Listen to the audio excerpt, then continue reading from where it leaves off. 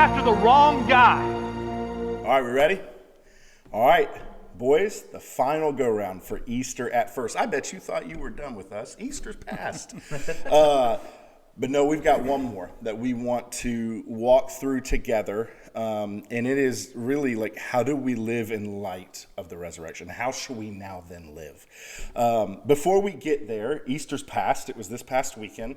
What'd you guys do? Anything fun? What was your Easter Sunday like post-church? Yep, our Easter Sunday was a bit different this year. It was actually the first time Reagan and I hosted a holiday at our home. So we let everybody do their thing for lunch, and then we said, "Hey, come over. You can come over to our house." And everybody brought something, and it was a good time. We had dinner and played some games, and it was fun. Nice. What games did you play?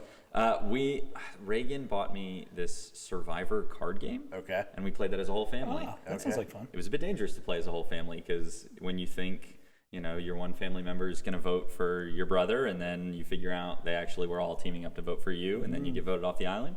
Not a good time, but it was a lot of fun. You find out where you are in the family. Yeah, that's right. Yeah, I thought I had more sway, and then I realized everybody was gunning for me from the game. And you had no hidden immunity. No, I didn't, unfortunately. Darren, what about you? What'd you guys do? Well, our kids are all adults now, so we sort of have to share a little bit. So Leah and Zach had some family things with the Steagles, so we, the rest of us, sort of hung out with some church friends. Did a little bit of lunch afterwards, and then got out on Lake Weir for a little bit of time. Had a lot of fun doing that, and then later Sunday evening, my parents and all of us got together at our house and had fish. We had salmon, which is a good Easter. Just like Jesus at the resurrection. There you go. Hey. There you go. So that's what we did. What about you? So we had previous planned to go up and spend some time with some family in Jacksonville, and we did the things, but you guys will love to hear this. I got there, and immediately they told me of our Easter egg hunt plans. Nice. And when I went to 2 different houses, they all had Easter baskets and peeps everywhere. Gross. So that podcast episode 1 really has created benefits for me.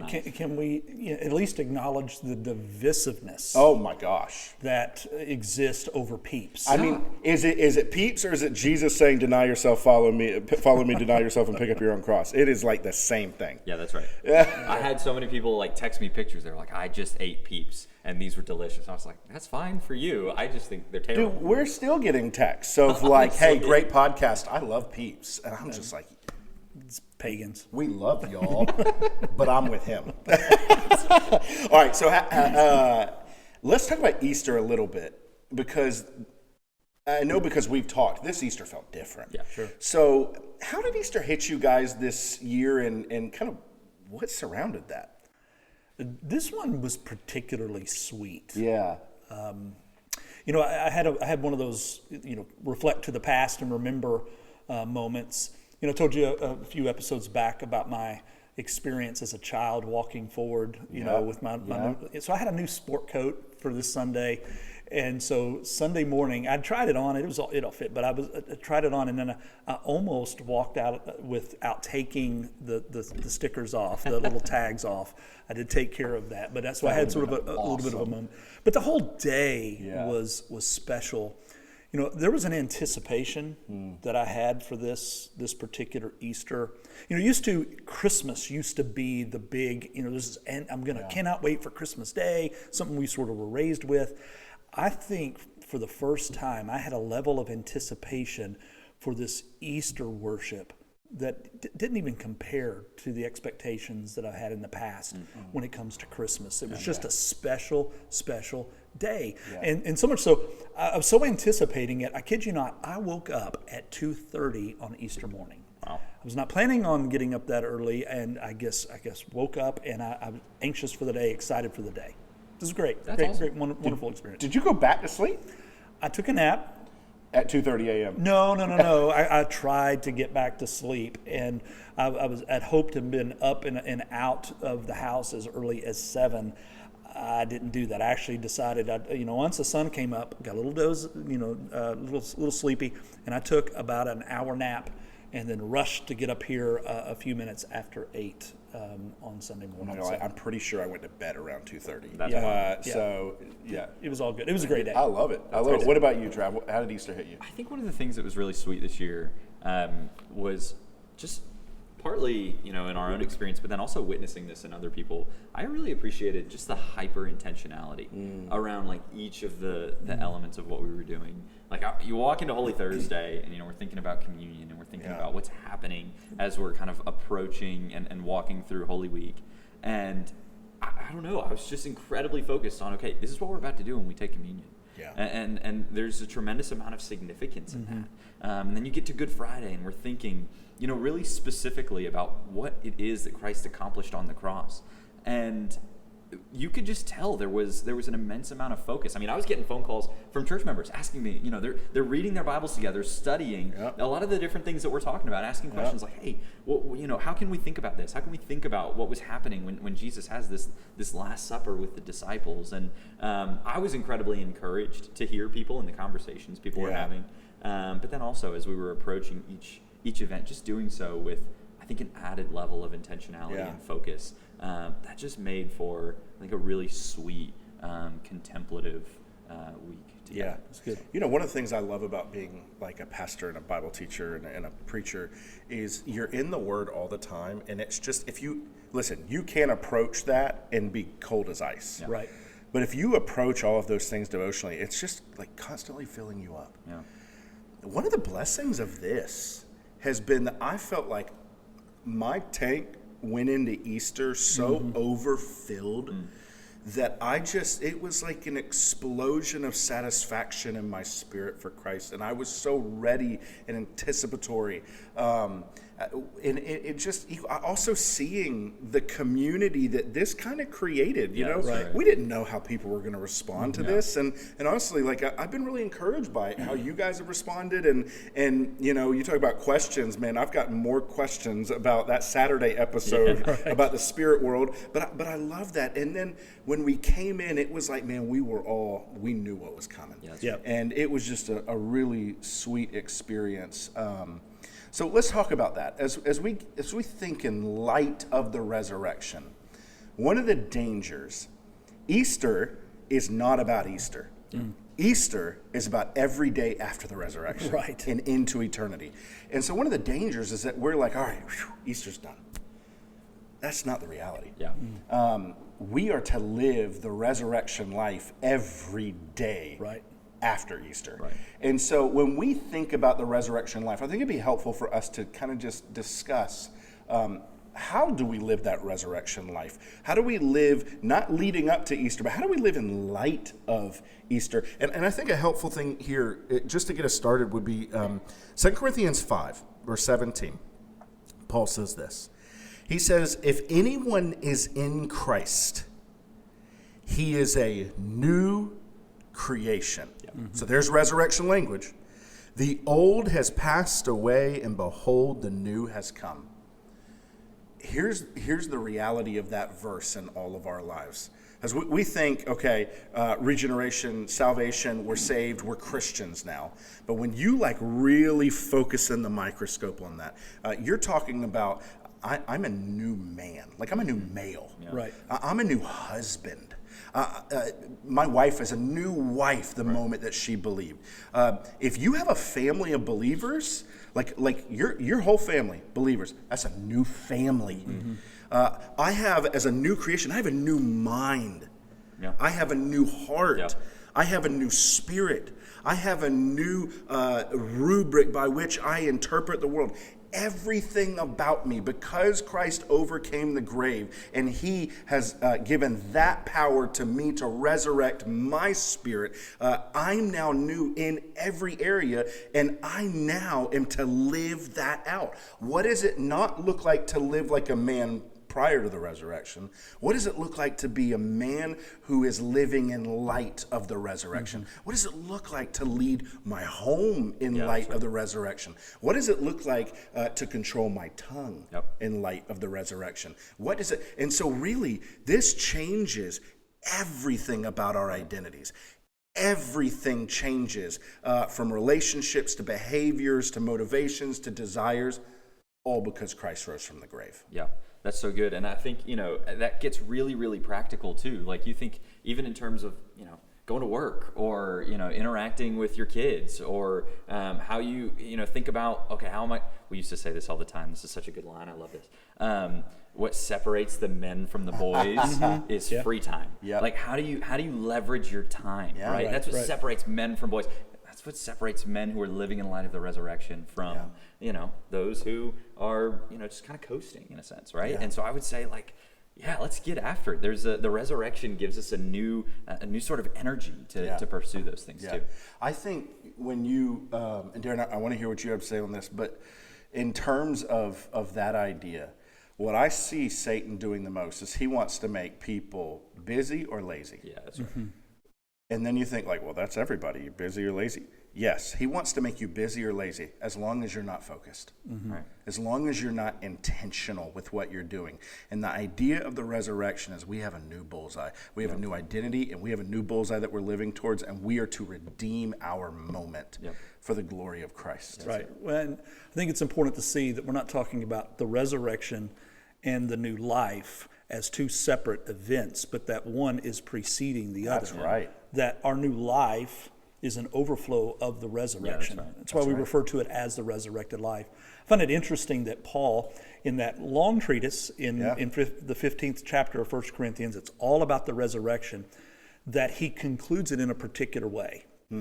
Verse 58 goes like this: "Therefore, my brothers, be steadfast, immovable, always abounding in the work of the Lord, knowing that in the Lord your labor is not in vain." So the response is to the resurrection is that we're always abounding in the work of the Lord. That's a generic statement for living out the Christian life and all that it entails.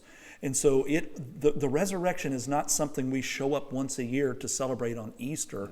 It ought to impact every other day of our lives, every single day, not just our Sundays, but every single day that we live in light of that. Man, I love that. Always abounding in the word of the Lord. And when you think about what that looks like in the nooks and crannies of our life, let's unpack that a little bit, because I kind of want to bring this into homes and relationships and marriages. What does it look like to abound in the work of the Lord? You guys are husbands. Darren, you're a father. What does it look like to abound in the work of the Lord in your home and to lead your family to live that resurrected life abounding in the work of the Lord?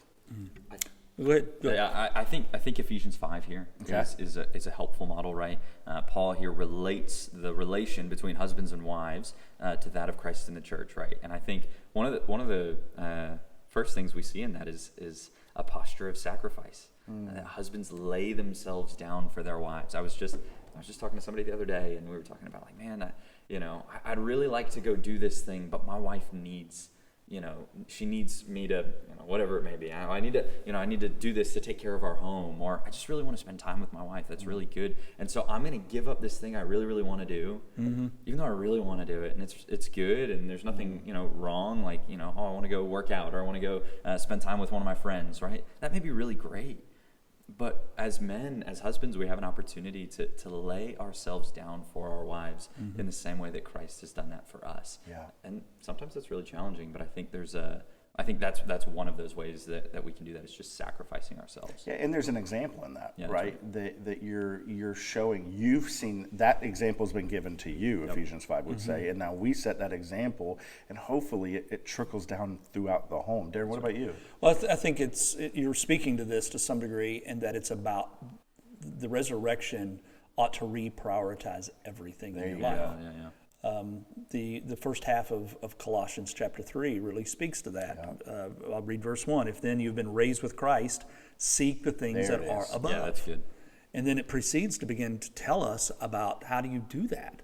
Well, you're going to put to death some things, and you're going to put on some things. You're going to put to death the earthly things, the things of the flesh, and you're going to put on godly things. And that's not something you do one time. That is an ongoing experience, day by day, walking in the Christian disciplines. Man, that is so good, because I've read that 1,000 times. I love this. If you know me, I love that passage. I don't think I've ever thought of that passage not individually. You think about what it looks like for a marriage to put to death. Like, and that's really, good. like we think of like murder and slashing when we think put to death, but really you're just, hey, we're no longer going to do this. Yeah. And now we're going to do something else. That's Yes. what I hear Yeah, you yeah, saying. absolutely. And Absolutely. so like your priorities, put to death therefore what is earthly in your marriage, put to death what is earthly in your home, put to death what, I've never thought of that. Yeah. And you're right, that reprioritization of believing couples, believing households, it should look different. Yeah. You know, I think when you think about the cross and the resurrection, it was, I think the biggest word that comes to my mind is just sacrificial. Christ was sacrificially, and I think through this sacrificially generous. And then you think to, okay, so that's the Lord. And then you think to Acts 2, what do we see the early church doing? They are sacrificially generous. Yeah, that's right. They respond to the proclaimed word by Peter, and they share with one another. And from that sharing, koinonia comes apart, and community comes apart. Yeah. But they are sharing time. Yeah. They're sharing meals. They're sharing learning. They're studying together. They're having people over in their home, so they're sharing space together. They're sharing everything. Yeah. And there's like this reorientation of, I'm going to keep to myself. Yeah. Yep. I'm going to keep to my biological family, my blood family. I'm going to keep what I have and what I've earned and say, no. I'm not going to just keep it. I'm going to bring other people in on it. And Well, the phrasing is, they had all things together in common. Yep. In common. It's not mine, it's ours. Yeah. It's a different mindset. Yep. It's a radical other-centeredness. Oh, wow. Yeah. That I think also too is a really beautiful thing for people outside the church to witness and see. The world doesn't function that way. Yeah. No. The world has no category for, hey, I'm going to value and prioritize you over me. Yeah. Like, this is the only context in which non-Christians have the opportunity to see that played out. Yeah. And so I think there's a tremendous beauty that when we as churches are doing that, like striving to be faithful to do that, I think there's a compelling beauty about that, that as non-Christians are looking in, they're saying, well, there's something weird about those people, but it's a really good kind of weird. Yeah. I just Yeah. don't know quite And what's weird, they're resurrected. yeah, that's right. And everything has changed because of that. I think, one thing that I would point out, I don't know what else you guys would in terms of living that resurrected life, is the life of local church. Yeah. Is like Ephesians 2 says that like the point of Christ coming, dying, resurrecting was to bring glory to the Father by bringing about a people for his own possession that he was building into a temple. That's us. That's right. Right? That is here in this local body, First Baptist Church of Ocala, that is the saints covenanted together in membership together here. And so I think, what does it look like? And I would just like directly to dads, directly to men, directly to women, to you, whoever's listening. What does it look like to live the resurrected life? To dig as deep into your local church as you possibly can. If you're not dug deep, or maybe you have a church home that you haven't been to in forever, or maybe you came to First Baptist for the first time on Easter Sunday, dig into the local church, because a worship service is just the start of it. It's like getting into the steps of a pool. There's so much more fun to be had, but That's right. in blessing to be had, but you don't get there if you don't get off the steps. Right. That's right. It's a good word. One of the things we would pray at our church when we were up in Kentucky is we would pray that the Lord would cultivate a spirit of unity and diversity. That we were a group of people that was united in this same resurrection, but at the same time, it's a group of people that's wildly different. Yeah. It's a group of people that's wildly diverse, and you've said this before. Like I would never know you guys outside of the miraculous work of the resurrection, and like within the local church, we get to experience that in I think a really unique and sweet way. That's pretty cool. Yeah. How would you guys think through fostering there's so many things in this world. I think of like people around me, like you have sports. I grew up in sports. Y'all did too. It's so easy to love sports. It's so easy to love the University of Florida, University of Kentucky. Duke University. Yeah, University of Florida is where you graduated from. Whatever. But it's so easy to love those things, and then like we're right on the outskirts of Disney, and it's so easy to love Disney and love anything really. Yeah. But obviously, Satan does not want us to love the local church. And he doesn't want our families to naturally, like our flesh does not wake up and say, man, I'm gonna dig in with that local church today. Our flesh doesn't do that. How would you help us think through in terms of fostering a love for the local church? We're doing this for our people, the people of First Baptist. How would you help them foster a love for First Baptist Church and the saints that covenant together here? Well, I think it begins by being together. Yeah. You've hit that. We just need to double down on it. Yeah. You and I, we've watched marriages that have started to crumble, and what often happens is that the two individuals who were once pledged to be together begin to do a whole lot of life apart from one another. And because of that, it gives Satan an inch that he's going to take a mile and use that to sever the faith and the commitment between those two. I think the same happens for the church. We are designed to live out this faith in community. And you will see those that are thriving in the faith and walking strongly in the faith have dove deeply into the community of faith. And those that seem to be wavering, they begin to pull out of that community. So I think that's a first step. Let's dive into these relationships and see that this is not an organization that we belong to, but that this is a family that we're committed to. That's it. On Wednesday nights, we've been studying Philippians with the students. And one of the things that, the Philippian church contextually is struggling with is there's this conflict. There's this division that the church is experiencing. And what we've seen as we're kind of walking through Philippians that I think has just been striking every time is at every turn, Paul's encouragement to the Philippian church in encouraging them to pursue this unity, this love for one another, is ultimately look to Christ. Look to Christ. Look to Christ. Treasure Christ above everything else. And that's where we really start to see this unity and this love and this affection for one another that stirs up. Is ultimately it begins with a love for Christ. Because if you're going to love Christ, then you're going to love His church, right? You're going to love His bride, right? To love me is to love my wife. Right? Like if you hate my wife, you're probably not loving me very well. Right? Well, I would say the same is probably true of Christ, right? To love Christ is to love His bride. If you hate His bride, I'm not sure how you could say, "Oh, I really do love Christ." And so, I think that's the other thing that we would start to see.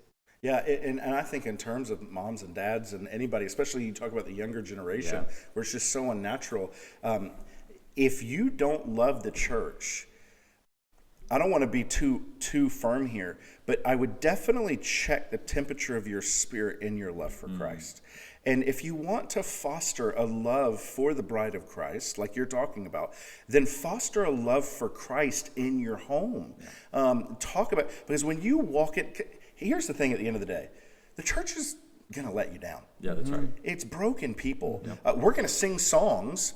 You're not going to like every single one of them. Your pastors are going to make decisions, and you're not going to always woohoo. Like there's going to be moments where you, that's interesting. And so like you're not in love with men and women primarily. You're primarily in love with Jesus, and you're in love with those other men and women because you're in love with Jesus.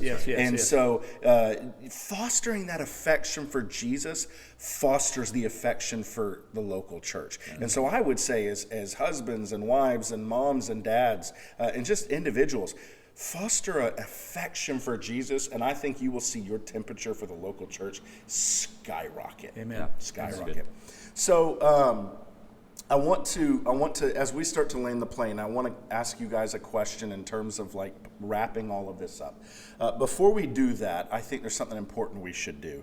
We're the three knuckleheads that everybody sees on here. You got something to say to that? No, I chief with the knuckleheads.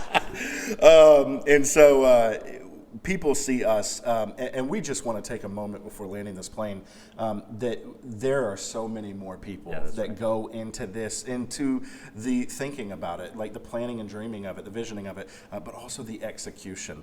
What you can't see is right now, our pastor for worship, David Burt, is sitting right back there. He's smiling, but nobody can see him. He has given us countless hours of editing and quick turnarounds. He's been amazing, but he's also representative of an entire entire media department with Josiah and others who have done this. We've had countless people who've been posting things and thinking of captions. Church, the way that we saw you mobilize on Sunday and prior, your staff has mobilized as well. And we just want to take a moment and just say how appreciative we are of all of them. And I'm appreciative of you guys, and I'm appreciative of everybody. This has been a team effort, and I will just say this, I'm really proud of our team. Absolutely. In light of this, as we put a wrap on this, how should we then live? Pastorally, what would you want to tell people as we start to land the plane here?